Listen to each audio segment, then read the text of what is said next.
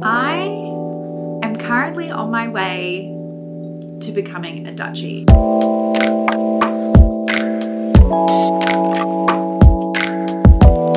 And what I mean by that is that I'm already taking the first few steps with my inburgeringscursus. And yeah, it's a long process.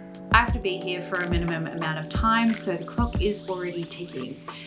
This got me thinking, in what other ways can people become Dutch? In how many other ways am I becoming Dutch?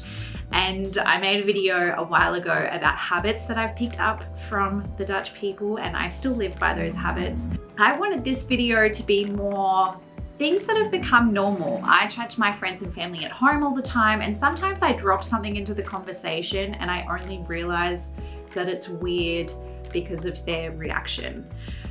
So I'm gonna list a few of those things today. Let's get into the video. So one of my most favorite super Dutch things is being able to master using the word hello as a sarcastic insult. I have even carried this into the way that I speak English now. Hearing hello from a Dutch person is like so quintessentially Dutch. It's something that you hear every day from a range of different people that fits a range of different situations. It is, for me, if you can adopt this and it feels really normal, you are becoming very much Dutchified. When someone is doing something that makes totally no sense whatsoever, they're doing something that's idiotic or stupid, or someone's made a mistake, this is the go-to response for most Dutch people. So my number 2 thing to tell if you're becoming Dutch or not is when you start mashing your vegetables with the back side of your fork, you know you've been here too long. You are in deep. This in Dutch is called Proka. So you prok your veggies, I guess. I used to laugh at my partner for doing this because he did it all the time to every meal. And I was eating my dinner just the other night and ja, dan was ik gewoon mijn groenten aan het prokken. Dus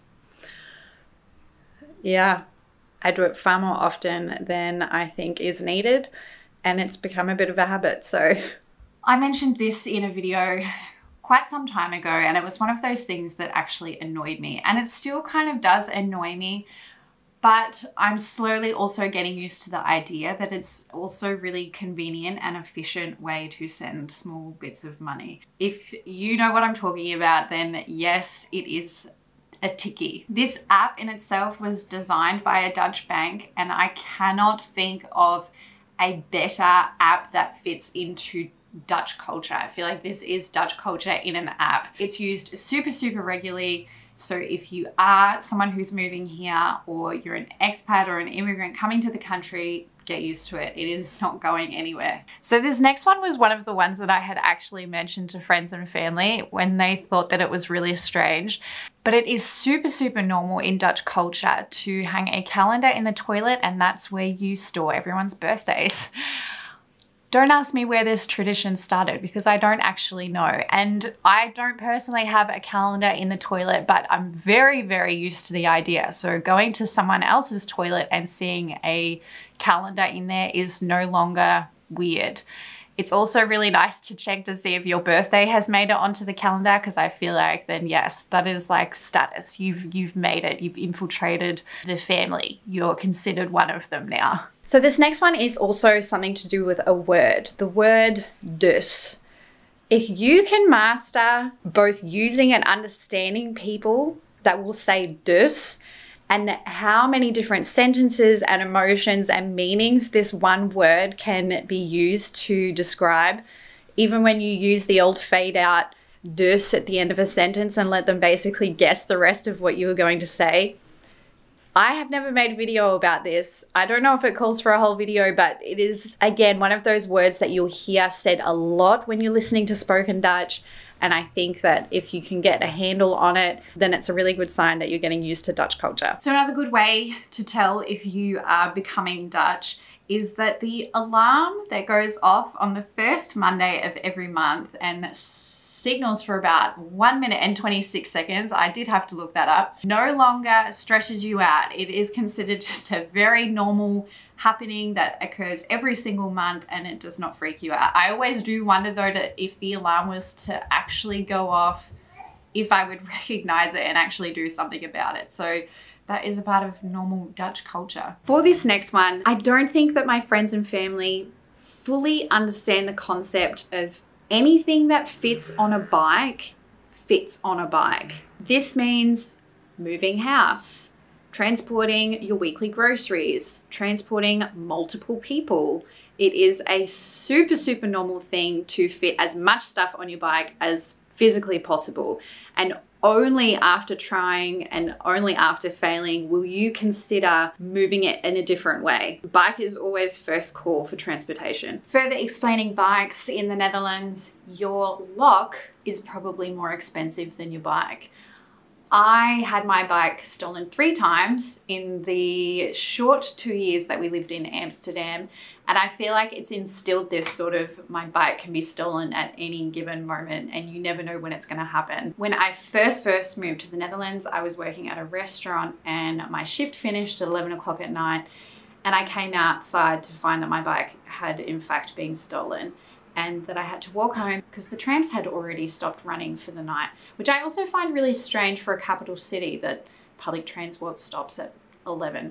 Weird. Anyway, you learn to not have a fancy bike, but a fancy lock. So I feel like that is a very backwards way of thinking for most other people, but for Dutch people, it's super, super normal. So this is probably another sign that you have been here long enough to understand the value of bikes and locks and when they get stolen. So my very, very last one for people who have moved to the Netherlands and they're not from here, and good signs that you are becoming Dutch, is that when you speak Dutch, Dutch people actually reply to you in Dutch. I feel like this is like the ultimate goal for anyone learning the Dutch language. Dutch people are so, so quick to switch over to English, even when they hear the tiniest little mistake.